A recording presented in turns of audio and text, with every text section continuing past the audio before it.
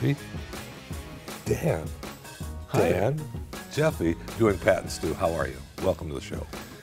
Well, that was an awkward introduction. Welcome to the show. I still remember, I'll never forget the look Jeffy gave the very first break that Glenn did on the air. So Glenn does some Can't either. And Jeffy's just standing there running the board, and Jeffy's job was to hit the transition into the break, and Glenn finishes his monologue and points to Jeffy back in the booth. Horrible. And Jeffy just stands there and stares for an awkward maybe 5 seconds, and then just goes. Doing this stupid bit. And he shakes his head and just then hits the button, and Glenn's just like, what was I could not believe that I had something to do with this show. She has falsely portrayed herself as a black person for a while now, just because that's what I feel like. Yeah, I'm identifying with black people. She's been the head of this local chapter in Spokane, and there she is, and she's been making all kinds of claims and saying there's been discrimination, and she's like gone in and filed police reports, and her parents apparently became concerned because she's not black.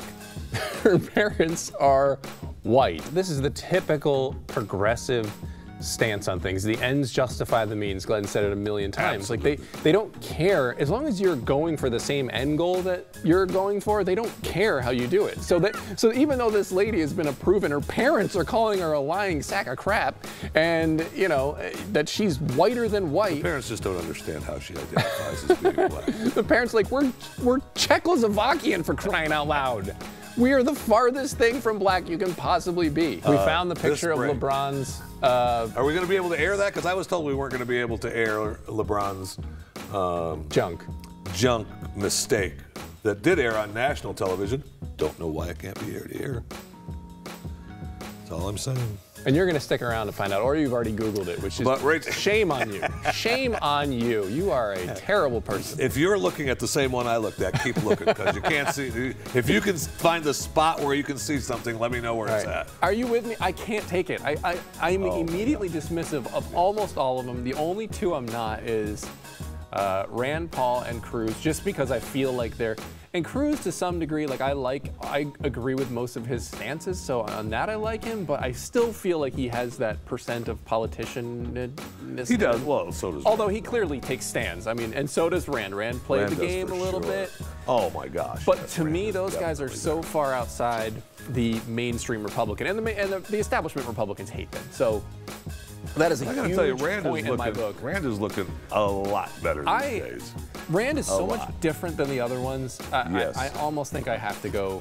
I think that's where I'm at right now. He's the only one I actually get excited for. I don't think I've ever met anyone who's excited about a Trump candidacy. Who did they find to go to a Trump event and cheer for him to be president? I mean, that's... Well, first of all, he's not letting just anybody into the Trump Tower to make his announcement, because it's a very luxurious Trump Tower. Oh, yes. Some made of with the finest brass and gold fixtures that you can find. I loved it. Did you? I loved it. I thought it was great. I didn't see I know there was all kinds of reviews, and boy, they know what they're talking about, huh? It only made over $500 million globally. Right. Whoa, critics are smart. Was it not a realistic enough dinosaur movie for them? I know. I thought it was great. I thought it was a really good ride.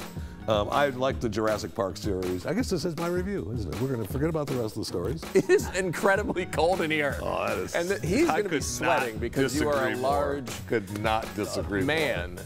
But you come in here some mornings, you open that door, it's like the sweat box of heat hits you. Glenn went on the Howard Stern program today. For reasons I'm not exactly sure why, but Glenn go ahead. What are you going to say? Glenn wanted to, meet Howard, get on the show. Howard wanted to talk to Glenn. He wanted to talk about, the Birmingham and getting people together. And oh, that's because Howard, he's talking about that every day. Big on that. He's definitely not just, bringing in naked women and, The interview seemed to be Stern kind of trying to, I think he was on for a long time. He was on for like an hour and a half or over an hour or something like that. But so it was like Howard trying to kind of go through this and just figure him out. Figure him out. So the part I heard, it was definitely interesting. And I'm sure when you got into radio, you didn't think you'd make any money either, right? I mean, you don't get in it for money. No. You don't think there's ever going to be a dime. You kind of think like, I'm going to be the one, but you never are. No. Never And doesn't are. everyone else seem better than you two? Like you sit there and go, how am I ever going to get good at? I get off the air every day, and I'm like, and then my producers are always just roll their eyes because every day I'm like, how does anybody listen to the show? I am the worst ever. That's true. The tradition at FLA was to, you know, at the end of a shift, the host shift, the next host would come in in the last segment and just kind of sit down at the table, and then you'd say, oh, hey, you know, so-and-so's coming up, and what do you got going on in your show tonight? It was kind of like handing off the, you know, the kind of the mantle to the next host. And so he just come in and sit down. But Glenn didn't know this. So Mark comes in because it's time for the next show. So Mark comes strolling on into the studio.